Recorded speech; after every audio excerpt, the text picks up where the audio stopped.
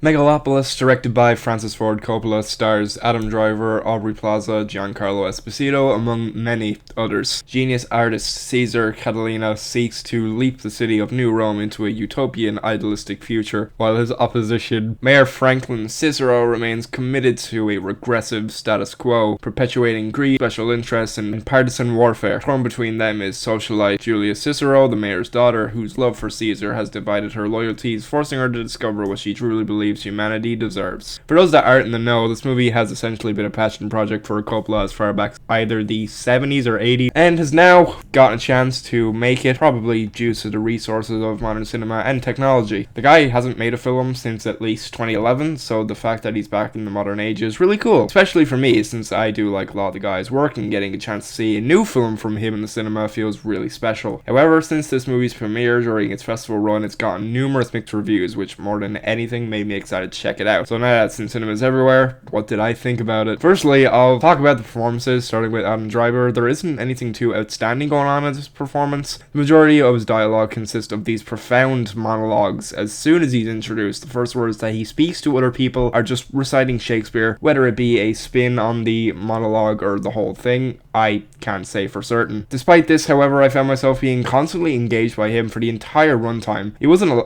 afraid to go all out with and be over the top, which is common for Driver, as he's done this in various roles throughout his career, and whenever he gets like this, it works for the majority of the movie. However, there was one moment where it was pretty bad to a degree which was laughable. His character feels like a bizarre, exaggerated self-insert for Coppola himself, as the two share an obsession with creating the perfect version of Megalopolis, which is the fictional city Adam Driver's character is attempting to build, as there's many moments in the movie where they make this very obvious, because this movie has no subtlety at all. He does a good job at holding most of the runtime as main character, but I wouldn't inherently call him too compelling. He did a good job with the material he was given with, though. Giancarlo Esposito plays the mayor of New Rome, and I was surprised to see this simply wasn't just him being cast as another generic villain. I'll go on later about how there's somehow both a clear villain and not at the same time, but for the majority of the runtime we're led to believe that Cicero is one of the main antagonistic forces. I was surprised to see the usual scowling and cunningly malicious aspect that Esposito usually brings to a villain role was switched out with something a bit more fun and comedic. I'm not calling him a laugh riot or anything, but there's a lot of personality breathed into a character, which I'm honestly happy to see him play, because I'm dying for some director to finally give him the chance to let his zany side fly. Again, similar to the way he acted in a movie like Do the Right Thing. There is still moments here and there where he acts as brilliantly minded force to be reckoned with, but I'm glad it was more pushed aside. He's also really sympathetic as the type of character he is, because while I'm skipping ahead, because there's so much going on in this movie, we're actually don't fully ever find out why the Megalopolis is good for humanity. We're only going off of Caesar's word for it. There's points here where I can totally understand Cicero's frustration and distrust in Caesar, and Esposito conveys this well whenever he has to show it. He has a lot of great moments which made for a fun and entertaining performance. Aubrey Plaza does a good job here too. Her character's name is Wow Platinum. Yes, you heard that correctly. And through her performance, she lives up to her name, because Wow is probably what I was saying whenever she finished on screen. She isn't in the movie too much, but she proves herself to be this force throughout it, and she's good at being this fierce type of person to get whatever she wants, and she's good at making that believable here. She's prone to having some weaker moments here too. I know this isn't entirely her fault, but there's one line she says early on in the movie, and it's the most mind-boggling thing that I think I've ever heard said in any movie ever. In doing this, though, she delivers it with such confidence that her line reading is still believable. I will admit, she is mostly used in the movie to just look hot. She's very much just put under this male gaze angle in so many scenes, but when you see her in the movie, I suppose it does make sense. I can't believe I'm saying this, but I genuinely think Shia LaBeouf is probably not only my favorite character in the movie, but he probably gives my favorite performance in this entire thing too. From the second he's introduced to the last moment you see him on screen, he completely hams it up to the utmost extreme. He's so totally over the top, and it feels like he's trying to not only one-up himself with every scene, but one-up every other actor he's sharing the scenes with. I genuinely mean it. Whenever he appears, he steals the spotlight in every scene he's in. I was completely enamored by every choice, every line reading that he did here, and every time it worked for his character. He was actually one of the few people where I don't think he had a weak moment of acting, because every new scene he comes into, he's doing something more insane than whatever he was doing in the last scene. He's such a delight, but he's also such a little bitch in this movie too. He's basically what I would call one of the main villains of the movie, and he's a perfect example of a really zany, goofy, and comedic villain that I think really worked here. Not just with his performance, but for the type of movie this is especially. Laurence Fishburne, I feel like, was a little underutilized in this movie. He acts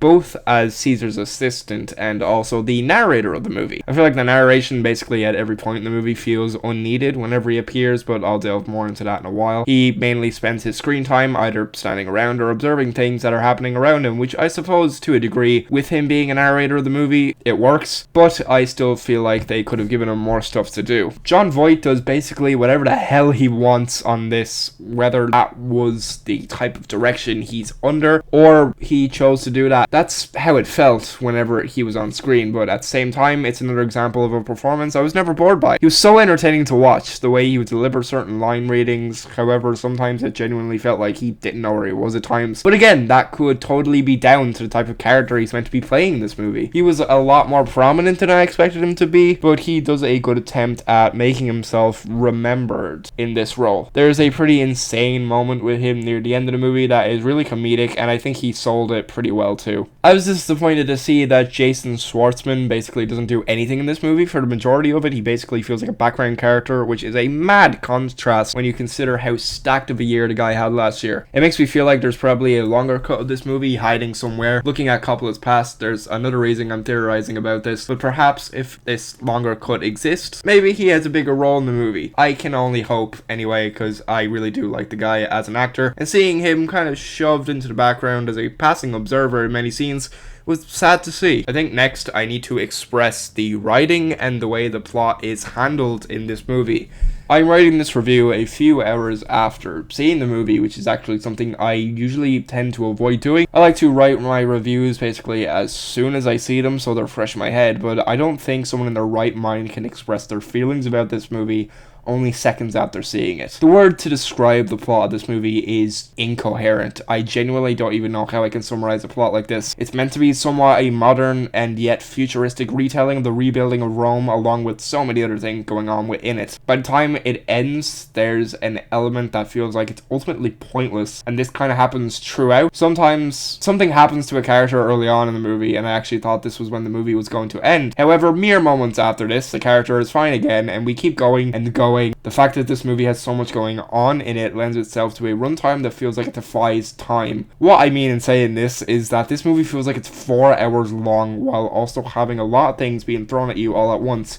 There's so much information and characters to process, and the plot just keeps going and going until it came to a point I was watching and stopped trying to figure out when it could end, as there was never a fully conclusive moment to finish the picture. The writing is all over the place. I'll admit it's quite self-indulgent, with many lines thrown in about the genius of artistry, and whenever these moments were present, it just felt super obvious. There's so many lines that are jaw-droppingly bad, and the way certain actors deliver them don't help. But in saying this, they actually work for the type of movie this is, because it makes for some really camp moments from a lot of the actors and scenarios they're in. This movie wears its influences on its sleeve, and for a moment it just turns into Ben-Hur near some point in the movie. I feel like this will be one of those movies people will watch and it'll make them think of other movies they probably would prefer to be watching. Speaking of wearing influences on its sleeve, I really have to praise the cinematography in this. This movie oozes the influence of 1920s cinema, from German Expressionism to whatever Hollywood was doing at this time. It makes for some really impressive, creative, and beautiful moments to look at. I will say, I think this is one of the most beautifully looking movies of the year, as there are so many techniques thrown in that are a treat for the eyes. However, when a lot of the visual effects are on display, they look like shit for the most part. This is the most mixed movie ever, as it holds some genuinely amazing and stunning moments, while also showcasing some of the most laughably bad CGI I've seen in a while that are very akin to one of the more recent entries from an MCU movie. This movie is insanely colourful and is always used expertly. it always looked really great on screen too. From what I heard, this movie is quite innovative also. I was unlucky to be in Ireland while watching this, and on top of that, it was in my local cinema, and unfortunately I didn't get to experience the added live performance scene in which Cesar is interviewed by someone, and the person is supposed to physically be present in the cinema with a microphone talking to the character on screen. I suppose this was more of a gimmick for festivals and wouldn't be carried over to mainstream cinemas, as it would be too hard to replicate. If you did get a chance to experience this scene in person, let me know. I'd be curious to see how that went down. Overall, I don't know what to say about this movie anymore. However, I definitely didn't hate it. I liked a lot of what was going on, especially in terms of the visual style injected into the whole thing, but this is such a mindfuck from start to finish. It defies the laws of what makes a structurally normal film, and it knows that, and it owns it. So if anything, I just respect the fuck out of it for being like this. The audacity of this movie committing to being what it is admirable in a way. However, I unfortunately don't think this is the future of cinema, as I can see a lot of people writing this off for how weird and offbeat it is, which is a shame because it